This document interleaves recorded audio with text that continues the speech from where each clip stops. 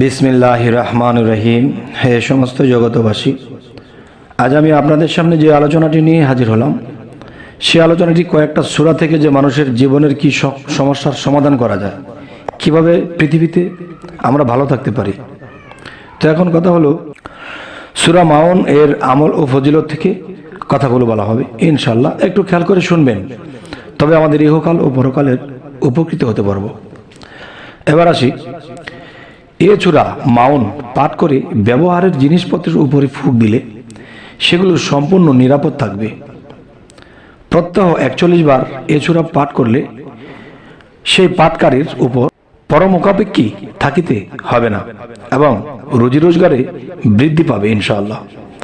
হে সমস্ত জগতবাসী, অবশ্যই খেয়াল করে শুনছেন যে আমরা পৃথিবীতে চলাকালীন অনেক জিনিসপত্র কেনাকাটা করি, অনেক খাদ্যদ্রব্য কেনাকাটা করি, কিন্তু বরকত তেমন দেখি না। মানে ছো করে আনলে ছো করে শেষ হয়ে যায়। তো এর মধ্যে বিসমিল্লাহির রহমানির রহিম ব্যবহার করতে তো বলেই যাই, তার মধ্যে যদি আমরা সূরা মাউনের যে বিষয়টা, যে আমরা যদি এটি পাঠ করে সেই খাদ্যদ্রব্যের উপরে ফুঁক দিই, তো ইনশাল্লাহ আমাদের বরকত আল্লাহ দান করবেন। 40 বার এই সূরা পাঠ করে যে পাঠকারীর কখনো মোকাপেক্ষী হতে হবে না কারো কাছে, অবশ্যই আল্লাহ আমাদেরকে হালাল রুজিতে বরকত দান করবেন। এবারে আছি যে সূরা কাউসার। সূরা কাউসার এর আমল ও ফজিলত, জুমার রাতে 1000 বার পাঠ করলে, এ সূরা 1000 বার পাঠ করলে, পুনরায় 1000 বার দুরূদ শরীফ পাঠ করলে ইনশাআল্লাহ রাসূলুল্লাহ সাল্লাল্লাহু আলাইহি সাল্লাম এর কিয়ামত লাভের সৌভাগ্য ঘটবে, যে হযরত মুহাম্মদ সাল্লাল্লাহু আলাইহি সাল্লাম তিনির সাথে ইনশাআল্লাহ আমাদের কিয়ামত নসিব হবে। এবার আসি যে এ সূরা লিখে গলায় বাঁধলে, মানে সূরা কাউসার লিখে গলায় বাঁধলে শত্রুদের কবল হতে নিরাপদ থাকবেন।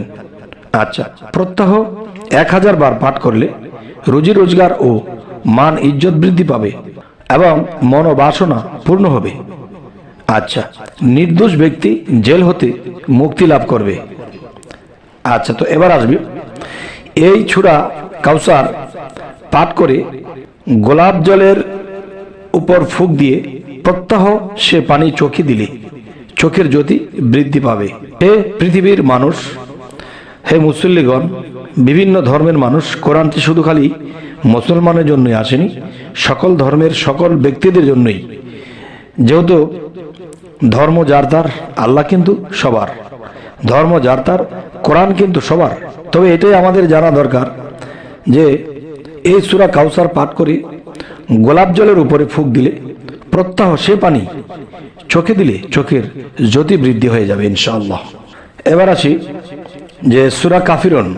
সূরা কাফিরুন এর আমল ও ফজিলত, এই সূরাটি রবিবার দিন সূর্যোদয়ের সময় 10 বার এই সূরা পাঠ করে মহান আল্লাহ তাআলার নিকট যে কোনো মাকসুদ হাসিলের জন্য দোয়া করিলে ইনশাআল্লাহ তা পূরণ হবে। আচ্ছা, কথাটা আমি আবার বলছি যে সূরা কাউসার রবিবার দিন সূর্যোদয়ের সময় 10 বার এই সূরা পাঠ করে মহান আল্লাহ তাআলার নিকট যে কোনো মাকসুদ হাসিলের জন্য দোয়া করলে ইনশাআল্লাহ তা পূরণ করে দেন। এবার আসি, প্রত্যহ সকাল ও সন্ধ্যায় এই সূরা কাফিরুন পাঠ করলে কি হয়।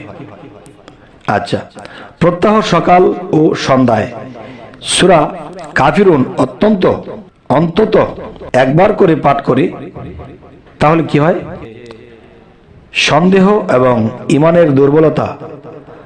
ইমানের দুর্বলতা হতে মুক্ত থাকবে। এবার আসি যে ঝুলিয়ে রাখলে তাতে বেচাকেনা বেশি হবে।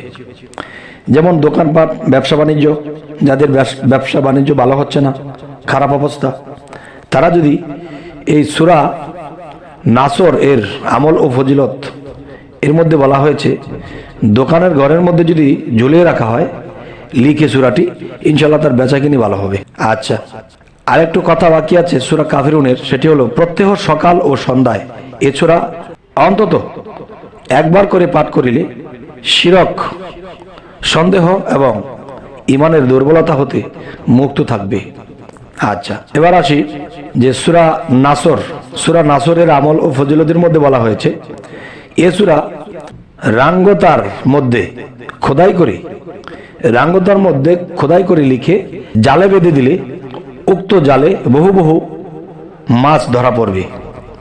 আচ্ছা, আর কাঠে খোদাই করে লিখে দোকানে ঝুলিয়ে রাখলে তাতে বেচাকেনা খুব বেশি হবে। এটি হলো সূরা কাউসারের আমল ও ফজিলত। তো এবার আসি সূরা লাহাব এর আমল ও ফজিলতের মধ্যে আল্লাহ কি বলেছেন?